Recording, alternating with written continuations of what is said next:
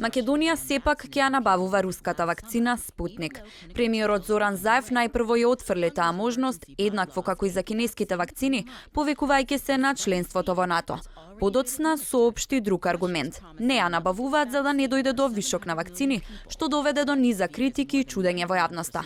Заев денеска сепак вели дека дал насоки да се набават 100.000 дози од руската вакцина. Дали би нарачале од Спутник? Да.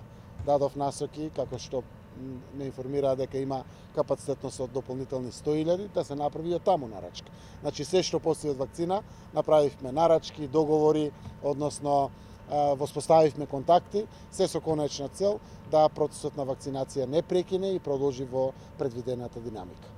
Македонија доби понуда од Русија уште во текот на летото, но здравствените власти очекуваат дека доволни ќе бидат вакцините, што ги нарачаа преку другите механизми. Според последните студии, Спутник има над 90% ефикасност. Веќе следната недела се очекува да пристигне остатокот од целата пратка од 8.000 вакцини од Србија, а на крајов на месецот се очекува одговор од Pfizer за 800.000 дози за кои директно преговараше земјава.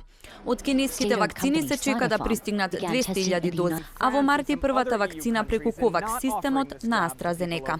Од Министерството информира дека Ковакс системот ги соопштил деталите за првата испорака на вакцина во нашата земја, кои всушност беа и претходно најавени.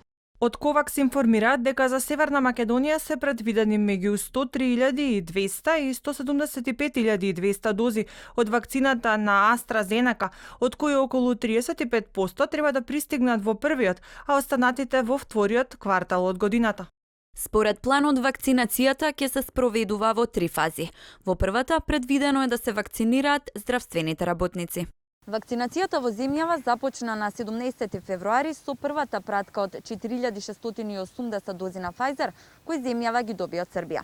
До вчера се вакцинирани околу 800 лица.